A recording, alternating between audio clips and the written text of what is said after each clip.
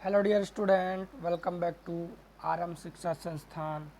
दोस्तों, हमारे इस वीडियो पे हम कक्षा 10वीं का जो निःशुल्क बैच है वो प्रारंभ कर चुके थे, जिसमें अपन फर्स्ट चैप्टर जो है डिस्कस कर रहे थे, जिसका नाम है रासायनिक अभिक्रिया और समीकरण।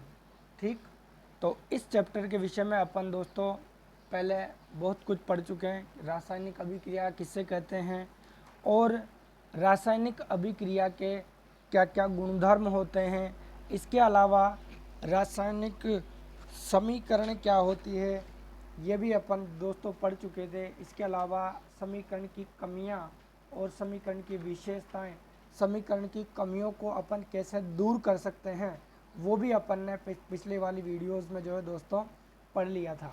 ठीक है, और अगर दोस्तों आप इस चैनल पर नए हैं तो सब्सक्राइब कर लीजिए, और अगर आप ये वीडियो देख रहे हैं, इसके पहले वाली वीडियो नहीं देखी ना, तो ये वीडियो आपके किसी भी काम की नहीं होगी दोस्तों, क्योंकि आपको कुछ भी समझ में नहीं आएगा। क्लियर?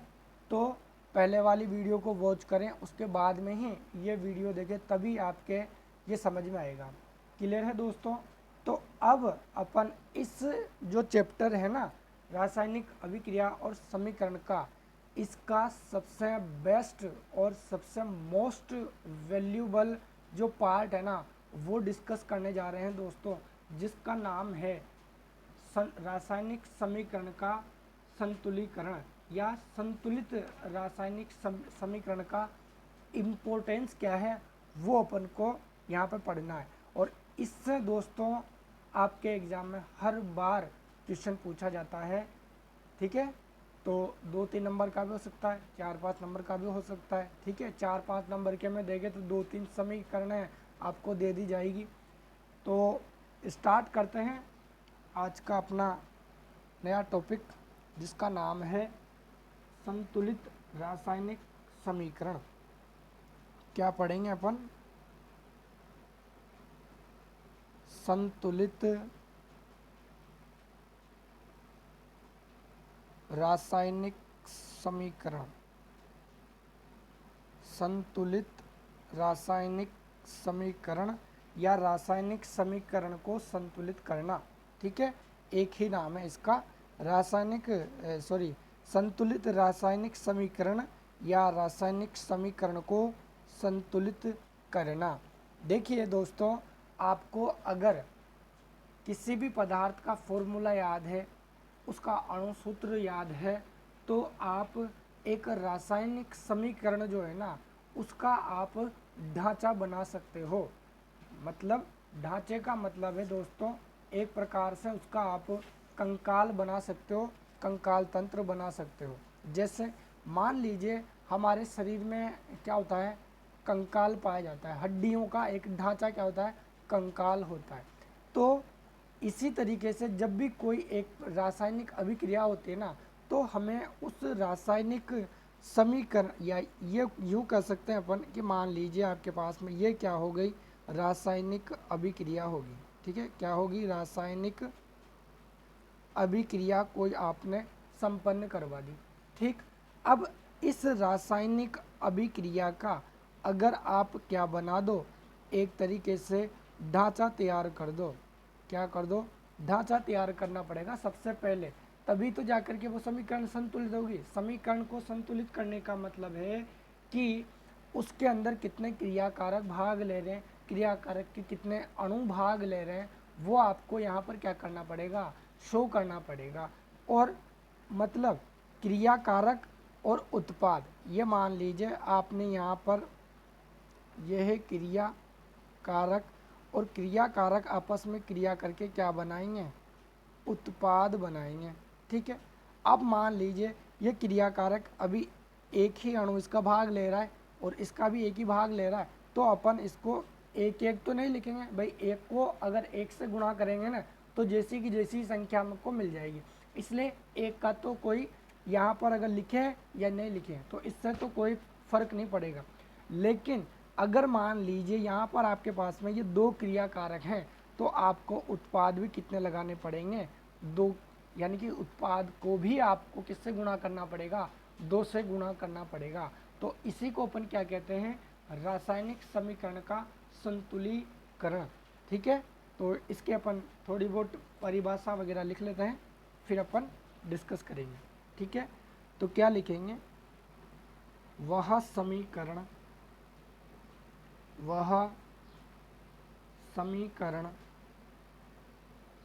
जिसमें विभिन्न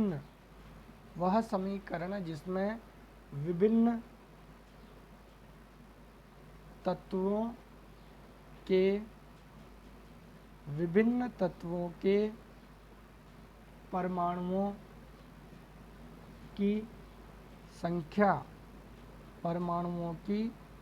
संख्या अभिकारक तथा उत्पाद किसकी अभिकारक तथा उत्पाद दोनों पक्षों में क्या होती है, समान होते हैं। क्या कहलाती है, एक संतुलित रासायनिक समीकरण कहलाती है। संतुलित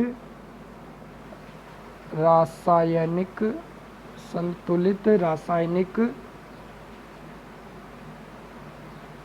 समीकरण कहलाता है या कहलाती है। संतुलित रासायनिक समीकरण कहलाता है या कहलाती है। ठीक है, तो जैसे एक एग्जाम्पल के द्वारा अपन यहाँ पर समझेंगे और अभी बहुत से अपन इसको करेंगे। जैसे मान लीजिए मैंने यहाँ पर क्या लगाया, Fe प्लस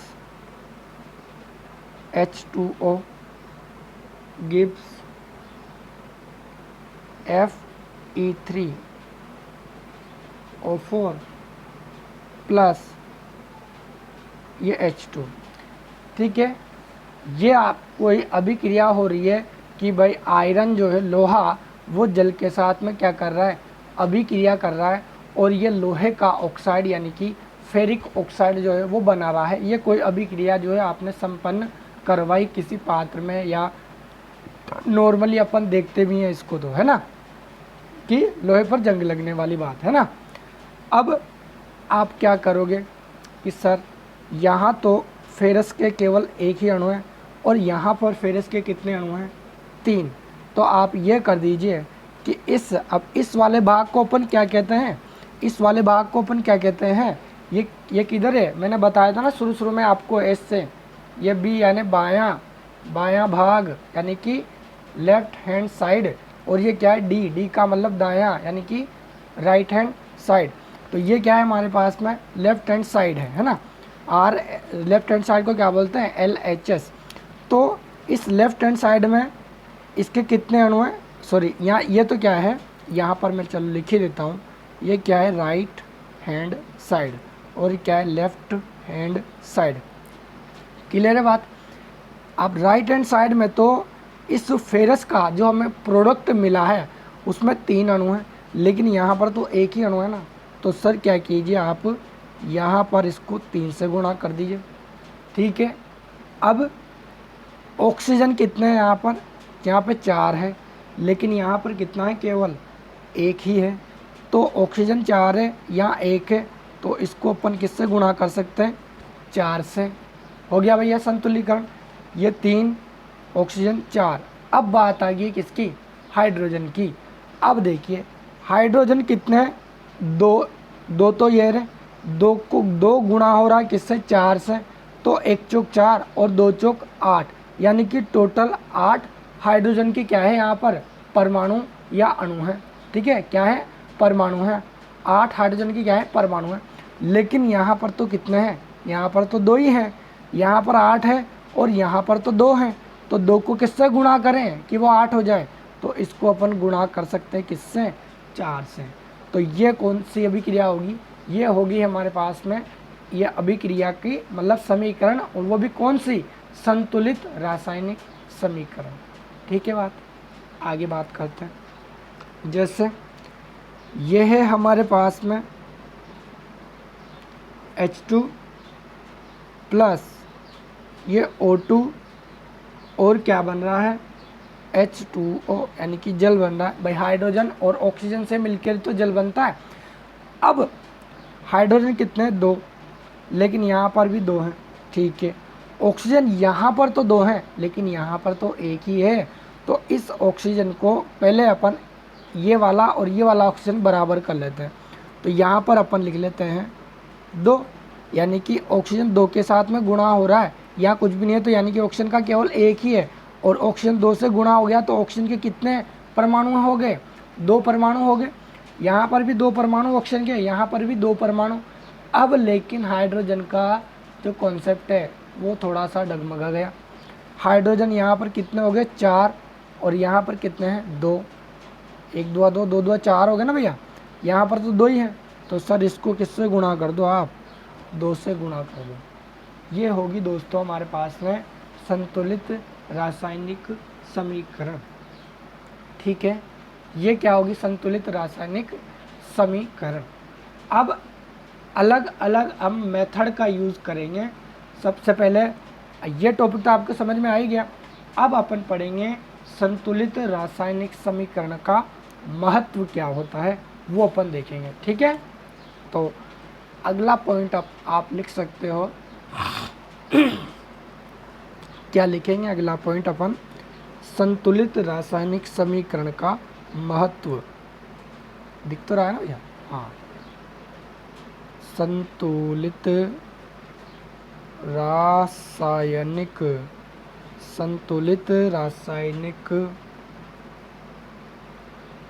समीकरण का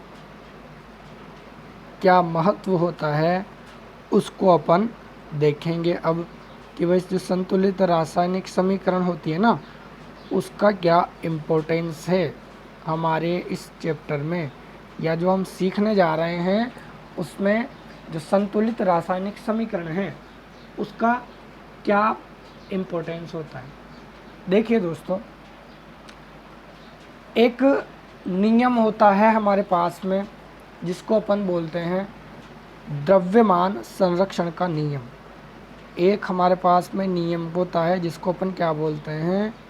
द्रव्यमान संरक्षण का नियम। कौन सा नियम? द्रव्यमान संरक्षण का नियम। कौन सा नियम? द्रव्यमान संरक्षण का नियम। यहाँ पर ही दिखेगा यार, है ना। अब द्रव्यमान का मतलब आप जानते ही हो, किसी पदार्थ का द्रव्यमान क्या होता है? द्रव्यमान का मतलब होता है कि जितना वो पदार्थ है उस पदार्थ का द्रव्यमान क्या होता है, उस पदार्थ का एक तरीके से आप वजन कह सकते हो नॉर्मल भाषा में, द्रव्यमान, ठीक है ना। यानी कि उसमें द्रव्य की मात्रा की है, उसमें कितने पदार्थ हैं उसको अपन क्या बोलते हैं? द्रव्यमान कहते हैं, ठीक है। अब है द्रव्यमान संरक्षण, यानी कि द्रव्यमान संरक्षण का मतलब हो गया कि क्रियाकारक के जितने अणुभाग में लेंगे ना उतने ही अपन को क्या मिलने चाहिए? उतनी ही क्वांटिटी में अपन को प्रोडक्ट मिलना चाहिए, तब जा कर के ये द्रव्यमान संरक्षण का जो नियम है ना वो लागू होगा। तो ये जो द्रव्यमान संरक्षण का नियम है ये हर एक समीकरण में लागू होता है। कैसे? जैसे अभी अपन ने बात करी थी कि यहाँ पर एक तो था H2 और एक था O2, और ये मिलकर क्या बना रहे थे? ये बना रहे थे H2O, ठीक है। ये क्या बना रहे थे? H2O बना रहे थे। अब हाइड्रोजन का जो द्रव्यमान होता है ना, हाइड्रोजन का द्रव्यमान इसके परमाणु क्रमांक का क्या होता है? 2 गुना होता है। भाई द्रव्यमान का मतलब क्या हो गया? उसका वजन। अब हाइड्रोजन का परमाणु क्रमांक होता है 1, तो इसका 2 गुना उसका क्या होगा? वजन होगा, यानी कि 4 हो गए। कितने हो गए? 4। लेकिन यहाँ पर कितने हैं? 2 हाइड्रोजन के परमाणु हैं। तो 2 हाइड्रोजन के परमाणु हैं, तो सबसे पहली बात तो इस अभिक्रिया को अपन को क्या करना पड़ेगा? पहले संतुलित कर लेते हैं, उसके बाद में देखेंगे भाई कितने परमाणु हैं कितने नहीं है। यहाँ पर कितने लगाएंगे अपन? 2, और यहाँ पर कितने लगाएंगे अपन? 2। तो अभी ये अभिक्रिया कैसी है, संतुलित है सर, संतुलित है। अभी अपन ने ये देखो यहाँ पर लिखा भी था कि ये अभिक्रिया कैसी है, संतुलित है। अब इस अभिक्रिया में द्रव्यमान संरक्षण के नियम का क्या होता है, पालन किया जाता है। मतलब ये क्या है, क्रिया करने वाले यानी कि अभिकारक, और ये क्या है, उत्पाद। तो अभिकारकों का जितना द्रव्यमान होगा ना, उतना ही द्रव्यमान जो है इसका होना चाहिए, तब जाकर के ये अभिक्रिया संतुलित मानी जाएगी, नहीं तो नहीं मानी जाएगी। मतलब इस पूरी अभिक्रिया में ही जो द्रव्यमान है ना वो संरक्षित होता है। द्रव्यमान को कभी भैया हास नहीं हो सकता। आप द्रव्यमान को न तो बना सकते हो ना ही खत्म कर सकते हो। द्रव्यमान केवल एक पदार्थ से दूसरे पदार्थ में क्या होता है, स्थानांतरित हो सकता है। वजन तो फिर भी बदल सकता है, वजन बदल सकता है, उसका वेट बदल सकता है, लेकिन उसमें कितना द्रव्य है, कौन सा पदार्थ उसमें भरा हुआ है, वो द्रव्यमान जैसा का जैसा ही रहता है, उसको आप बदल नहीं सकते हैं। उसको केवल एक जगह से दूसरी जगह पर आप ट्रांसफ़र जरूर कर सकते हैं। जैसे अगर मान लीजिए यहाँ पर किसी भी पदार्थ का, जैसे हाइड्रोजन है, अब हाइड्रोजन का द्रव्यमान कितना है, 2 होता है। हाइड्रोजन का द्रव्यमान कितना होता है, 2 होता है, ठीक है। हाइड्रोजन का द्रव्यमान कितना होता है, 2 होता है। अब इस हाइड्रोजन के द्रव्यमान को आप यहाँ पर तोलो, चाहे आप इसको अमेरिका में तोलो, चाहे आप इसको चंद्रमा पर तोलो, चाहे आप इसको बृहस्पति ग्रह पर तोलो, तब भी उसका द्रव्यमान तो वो का वही होगा, क्योंकि उसमें जो द्रव्य है वो क्या है, हाइड्रोजन के परमाणु ही हैं। उसका वजन थोड़ी ना कैलकुलेट कर रहे हैं अपन, उसके अंदर द्रव्य कितना भरा हुआ है वो देख रहे हैं, द्रव्य है ना। जैसे अपन इसको अपन एक एग्जाम्पल के थ्रू ऐसा समझ सकते हैं कि जैसे मान लीजिए हमारे पास में ये एक क्या है, ये एक कटोरी है, ठीक है। अब इस कटोरी में कुछ आपने शक्कर डाल दी और उस शक्कर के 20 परमाणु यहाँ पर हैं, क्या है, 20 परमाणु है ना। और इसका जो वजन है ना वो कितने किलोग्राम है, या ग्राम में मापते हैं, चलो इसको 20 परमाणु है, या ऐसा अपन मान सकते हैं 20 क्या ज़्यादा लेना पड़ेगा, 20 लाख परमाणु है, ठीक है, 20 लाख परमाणु है। और इसका जो वजन है वो कितना है, 2 किलोग्राम है। इसमें कोई पदार्थ घुला हुआ है, चीनी, शक्कर, नमक, कोई भी मान लीजिए, उसका वजन कितना है, 2 किलोग्राम, और उसमें परमाणु कितने हैं, 20 लाख। तो ये जो 20 लाख परमाणु है ना, ये उसका क्या बनाएंगे, द्रव्यमान बनाएंगे। यानी कि यही तो है द्रव्य। द्रव्य का मतलब होता है मैटर, मैटर का मतलब होता है पदार्थ। यही पदार्थ तो इसके अंदर भरे हुए हैं भैया। किसके पदार्थ, जो भी इसमें भरा होगा, या तो चीनी है तो चीनी का परमाणु घुले हुए होंगे, शक्कर है, सॉरी शक्कर क्या, नमक है तो नमक के परमाणु घुले होंगे। तो ये तो है द्रव्यमान, और ये है इसका वजन। वजन जो आप तोलते हो किलोग्राम में, ग्राम में, ये वजन होता है, ठीक है। अब ये जो किलोग्राम है ना, इस किलोग्राम को जब आप अंतरिक्ष में ले जाओगे, चंद्रमा पर ले जाओगे, या पृथ्वी की सतह से बाहर ले जाओगे ना, तो ये तो बदल सकता है, ये तो बदल सकता है। क्यों बदल सकता है, क्योंकि आपने गुरुत्वाकर्षण का नियम पढ़ा होगा, गुरुत्वाकर्षण का नियम पढ़ा होगा, उसमें वहाँ पर ये एक होता है जी, जिसको अपन बोलते हैं गुरुत्वीय त्वरण। क्या बोलते हैं, गुरुत्वीय त्वरण। अब जब ये गुरुत्वीय त्वरण पृथ्वी की सतह से ऊपर जाने पर या नीचे जाने पर घटता बढ़ता है ना, तो उसका वजन भी क्या हो सकता है, घट सकता है या बढ़ सकता है। लेकिन जो द्रव्यमान होता है ना, वो जैसा का जैसा ही रहेगा। इसमें 20 लाख परमाणु अगर यहाँ पर मौजूद है ना, तो ये पृथ्वी की सतह के बाहर भी 20 लाख के 20 लाख ही होंगे, ठीक है, क्योंकि आपने थोड़ी निकाले हैं उसमें से, वो तो 20 लाख के 20 लाख ही रहे। हाँ, वजन जो है वो बदल सकता है, ठीक है, क्योंकि वजन में क्या होता है, वजन जो होता है वो गुरुत्वाकर्षण से प्रभावित हो जाता है, इसलिए वजन बदल सकता है। और गुरुत्वाकर्षण में भी किससे, गुरुत्वीय त्वरण से प्रभावित होता है। क्लियर है बात। यानी कि इन्हें दोनों का द्रव्यमान इसके द्रव्यमान के क्या होना चाहिए, बराबर होना चाहिए। अब बराबर तो ऐसे हो जाएगा यार कि इसके परमाणु और इसके परमाणु आपस में बराबर हैं, तो दोनों के दोनों बैलेंस है। फिर भी अगर आप चेक करना चाहते हो तो अपन चेक कर सकते हैं कि हाइड्रोजन का जो परमाणु भार होता है वो कितना होता है, 2। भाई अगर आप परमाणु क्रमांक संख्या उसकी कितनी है, 1, तो 1 का अगर 2 गुना करेंगे ना तो 2 अपन मान सकते हैं। ठीक है, 2 अपन वैसे प्रॉपर 2 नहीं होता, लेकिन अपन 2 मान लेते हैं जनरली कैलकुलेट करने के लिए, है ना। तो 2 परमाणु हैं, तो 2 परमाणुओं का जो द्रव्यमान है वो कितना हो गया, 4। और ये कितने टोटल परमाणु हैं, 1 2 2 2 2 4, तो 4 परमाणुओं का द्रव्यमान कितना हो जाएगा, 8, है ना, 8 यूनिट। ऐसे अपन यूनिट लगा सकते हैं, 8 यूनिट, क्योंकि द्रव्यमान की कोई द्रव्यमान का मात्रक थोड़ी होता है। द्रव्यमान का मात्रक क्या होता है, किलोग्राम। क्या होता है, द्रव्यमान को भी किलोग्राम में ही मापा जाता है, लेकिन अपन अभी किलोग्राम नहीं लगा रहे, अपन तो केवल यूनिट लगा रहे हैं, है ना। और ऑक्सीजन का क्या होगा, ऑक्सीजन का परमाणु क्रमांक कितना होता है, 8, और 1 × 8 2 × 16। 16 क्या हो गया, इसका परमाणु भार हो गया या उसका द्रव्यमान हो गया, है ना। अब 1 16 16 2 16 32 यूनिट टोटल। इसको काउंट करेंगे अपन तो कितने हो गए, ये कितने हो गए, 40 यूनिट। क्या हो गया, 40 यूनिट हो गया। अब अगर 40 यूनिट यहाँ पर भी आ जाएगा ना तो ये अभिक्रिया क्या हो जाएगी, संतुलित हो जाएगी। कैसे, वही है, वही 40 ही आएगा। देखिए हाइड्रोजन के अभी भी 4 हैं और ऑक्सीजन के अभी भी 2 ही हैं, तो यहाँ पर वही कितना आएगा, 40 यूनिट ही हमारा आंसर आएगा। यानी कि यहाँ पर द्रव्यमान संरक्षण के नियम का क्या हो रहा है, पालन हो रहा है।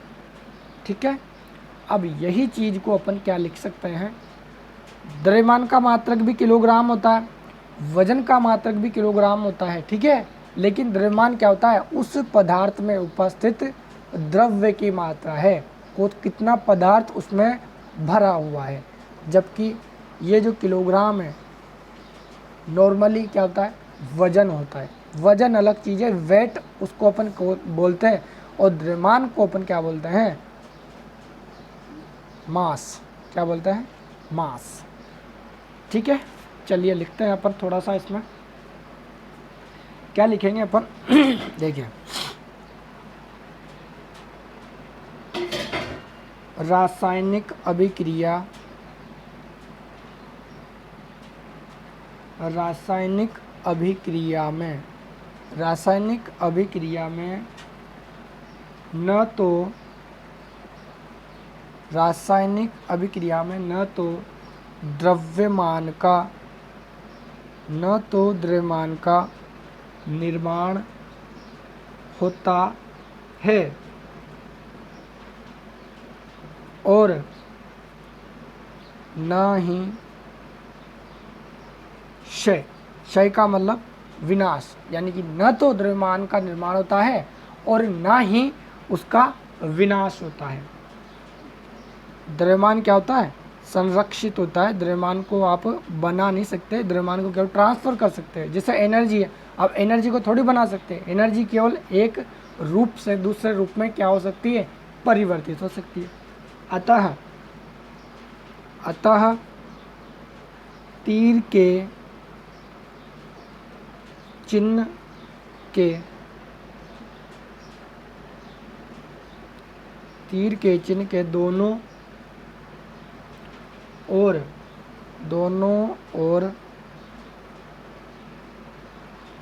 अभिकारकों और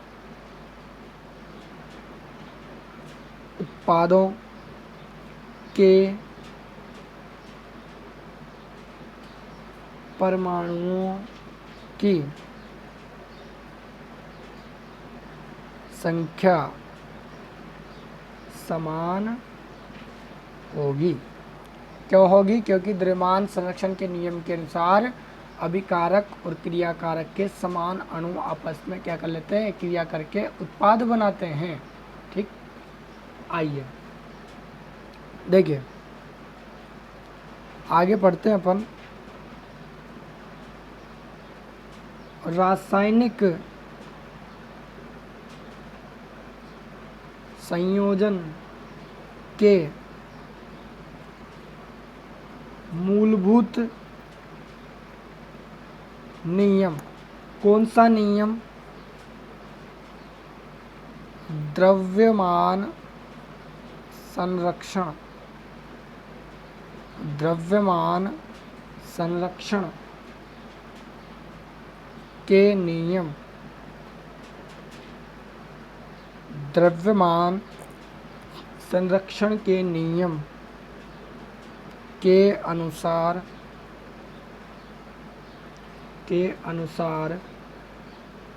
रासायनिक अभिक्रिया में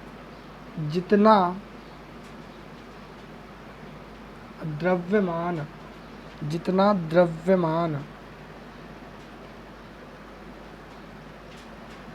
अभिकारकों का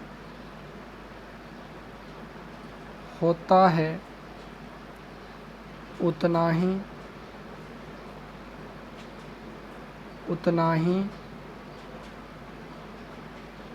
द्रव्यमान उत्पादों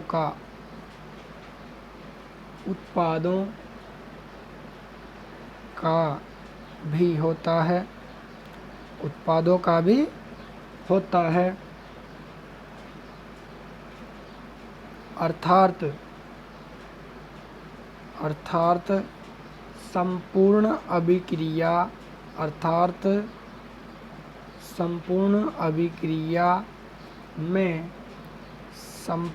अभिक्रिया में द्रव्यमान संरक्षित रहता है। ठीक है, द्रव्यमान संरक्षित रहता है। द्रव्यमान क्या होता है? संरक्षित रहता है। क्यों रहता है? क्योंकि जितने आपने क्रियाकारक के अणु लोगे और वो क्रिया करके क्या बनाएंगे? उत्पाद बनाएंगे ना, तो उतनी ही संख्या में क्या बन जाएंगे? उत्पाद या प्रोडक्ट बन जाएंगे। ठीक है, आगे देखिए।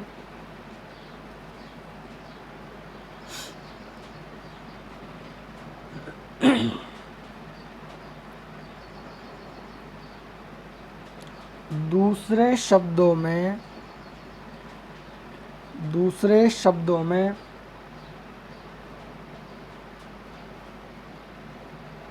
रासायनिक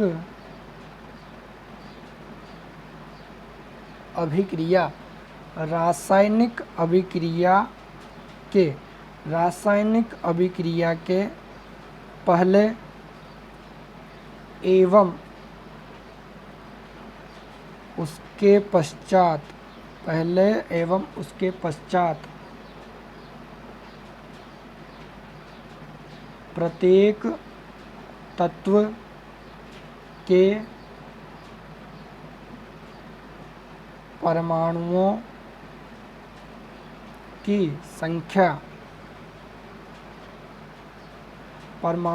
संख्या क्या होती है? समान होती है। यानी कि रासायनिक अभिक्रिया के पहले और उसके पश्चात क्या होती है? परमाणुओं की संख्या समान होती है। अतः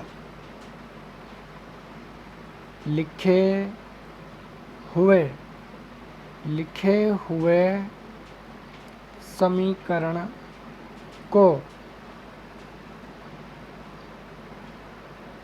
संतुलित करना आवश्यक है।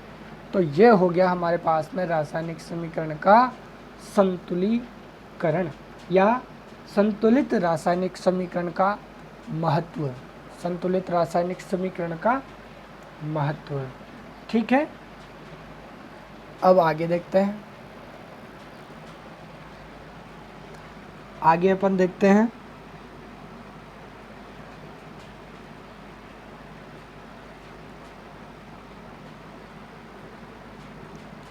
समीकरण के दोनों ओर, समीकरण के दोनों ओर के अणुओं की संख्या, अणुओं की संख्या को, अणुओं की संख्या को घटा बढ़ा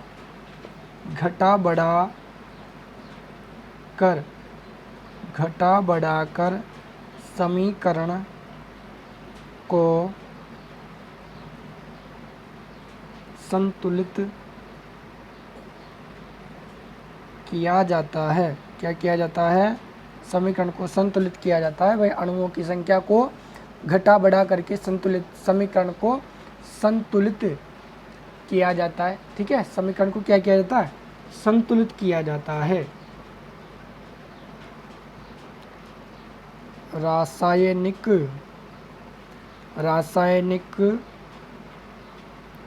समीकरण को संतुलित करने की इस विधि को, रासायनिक समीकरण को संतुलित करने की इस विधि को क्या कहते हैं? अनुमान विधि। अनुमान विधि। क्या कहते हैं? अनुमान विधि। अनुमान विधि। अनुमान विधि या अनुमान विधि या क्या कहते हैं? अनुमान विधि या hit and trial method. Hit and trial method.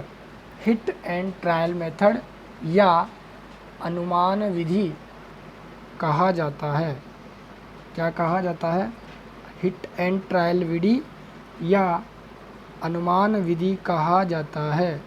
जैसे अनुमान का मतलब अंदाज़ा लगाना कि भाई इधर इतने अणु हैं तो इधर इतने अणु हो सकते हैं, यहाँ पे 4 है तो यहाँ पर 4 हो सकते हैं। इस तरीके से अनुमान लगाया जाता है। Hit and trial method. Hit and trial method. जैसे मान लीजिए आपके पास में एक अभिक्रिया में बता रहा हूँ, Fe plus H2O gives Fe3O4 plus H2। अभी यह समीकरण कैसी है? असंतुलित। कैसी है? असंतुलित है। ठीक है, अब इसको आपको क्या करना पड़ेगा? संतुलित करना पड़ेगा। तो ये कुछ चरणों में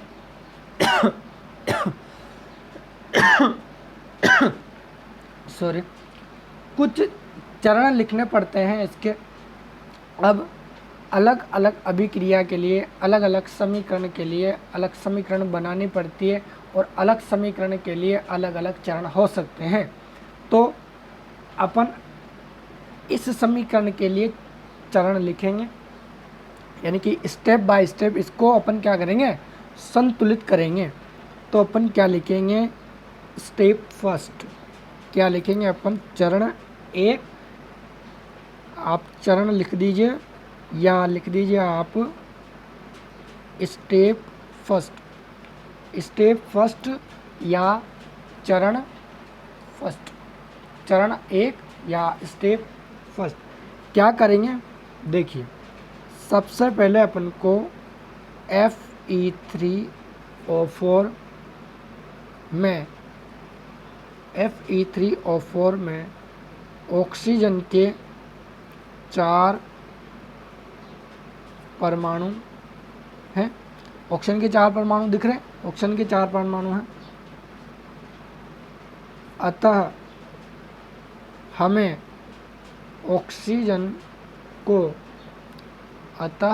ऑक्सीजन को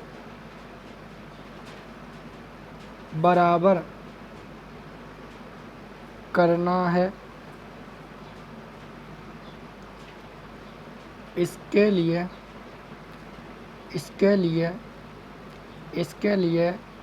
लेफ्ट हैंड साइड में H2O को 4 से गुणा करते हैं, ठीक है ना।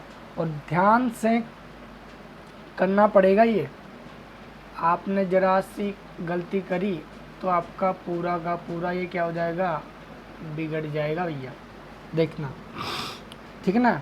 पर्टिकुलर किसी एक प्रोडक्ट को आपको सेलेक्ट करना पड़ेगा भाई, इसमें देख लो पहले, इसमें बराबर हो गई तो फिर दूसरे में चेक करो, ठीक। जैसे अपन ने सबसे पहले उठाया कौन सा, Fe3, तो अभी अपन Fe को कुछ भी नहीं करेंगे। अब यहाँ पर देखो अपन ने इसको चेक किया ना भाई, यहाँ ऑप्शन 4 है लेकिन यहाँ 2, यहाँ पर तो एक ही है, तो इसको अपन किससे गुणा कर देंगे, 4 से गुणा कर देंगे, ठीक।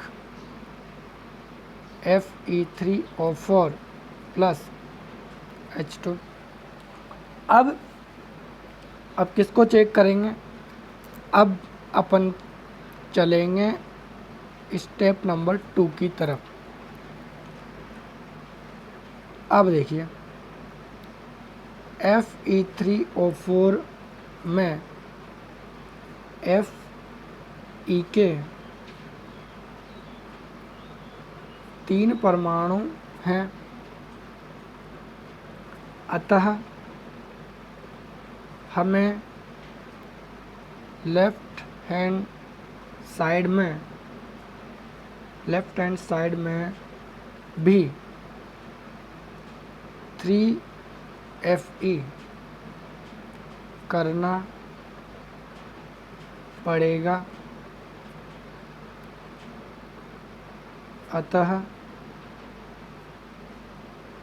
Fe को 3 से गुणा करने पर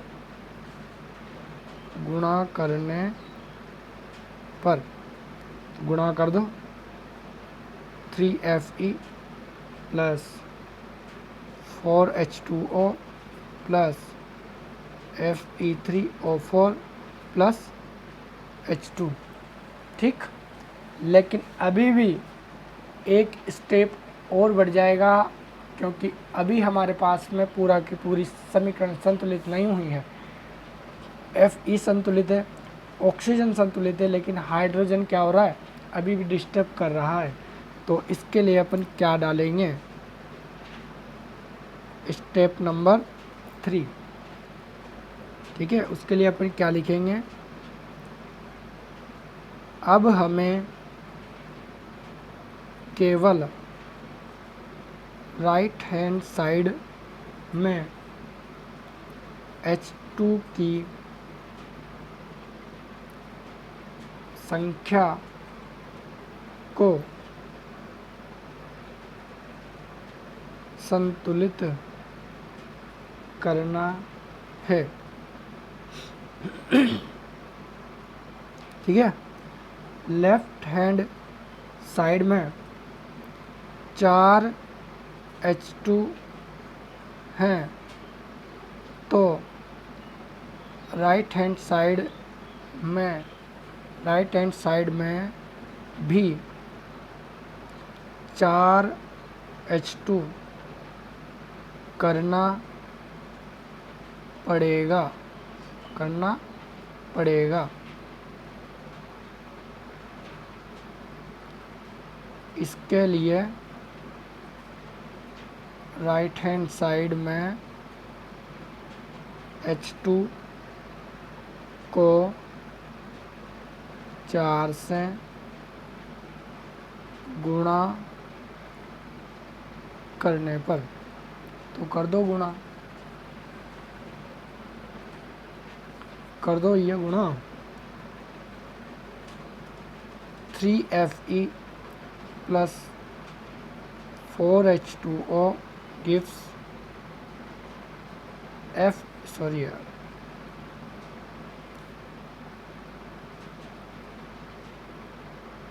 ठीक है, Fe3O4 प्लस 4H2। ये अभिक्रिया कैसी है? संतुलित है। ये कैसे समीकरण है? यह है हमारे पास में संतुलित रासायनिक समीकरण। ठीक है, अब यहाँ तक आज के लिए तो इतना ही, लेकिन अगली वाली वीडियो में अपन इसके खूब ढेर सारी क्वेश्चन करेंगे। ठीक है, तो आपको और ज़्यादा समझ में आएगा। ठीक है दोस्तों, एक बारी में कुछ भी समझ में नहीं आता, इसलिए बार बार वीडियो को रिवाइज करके देखिए, पॉज करके बिल्कुल व्यवस्थित नोट्स बना लीजिए। ऐसे नोट्स दोस्तों आपको कोचिंगों में भी नहीं मिलेंगे। ठीक है, और ये चीज़ आपको फ्री ऑफ कॉस्ट मिल रही है।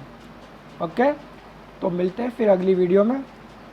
और आपका ये कर्तव्य है दोस्तों कि इसको अधिक से अधिक मात्रा में, कम से कम जिस किसी को इसकी ज़रूरत हो ना, वहाँ तक तो इसको ज़रूर पहुँचाएँ। बाकी वो देख लेगा फिर। और ठीक है, फिर मिलते हैं अगली नेक्स्ट वीडियो में। तब तक के लिए good bye and take care.